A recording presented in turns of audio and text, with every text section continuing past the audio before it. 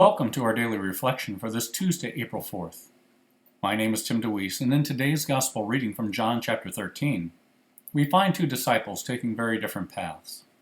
Peter, confident that he will always stand by Jesus, learns that he will deny Jesus 3 times that night. Peter will weep bitterly over his sin that he committed against his Lord. Peter will later meet Jesus after his resurrection and be asked 3 times if he loves him, finding God's mercy in a confession with Jesus himself. Judas, who had taken 30 pieces of silver from the chief priests and looking for an opportunity to hand Jesus over, later went to the same chief priests and elders and confessed his sin, but found no mercy. In the Gospel of Matthew, we read Judas saying, "I have sinned by betraying innocent blood." But they said, "What is that to us? See to it yourself." Throwing down the pieces of silver in the temple, he departed, and he went and hung himself.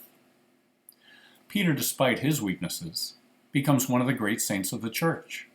The big difference between Peter and Judas is that Peter's sadness includes a hope in God's never-ending love and mercy, and this gives Peter the chance to start over. In the spiritual life, the path to God is to recognize 1, our brokenness, and 2, God's infinite mercy. If we only think about God's mercy, we may end in presumption. And if we only think of our brokenness, we'll end in despair. This is the way God sees us, as broken and wounded, and so he longs to heal and transform us.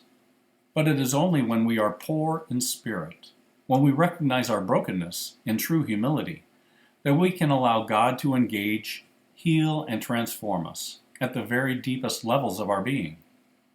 When we think we can do it ourselves, we hinder God's work in our lives.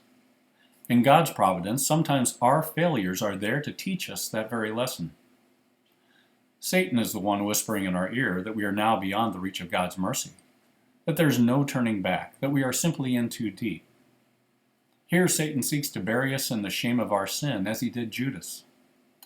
One of the great lies of the devil is that many people greatly suffer from is the lie that God can't truly love us as we are, that we ought to find holiness first, and then we'll return to God.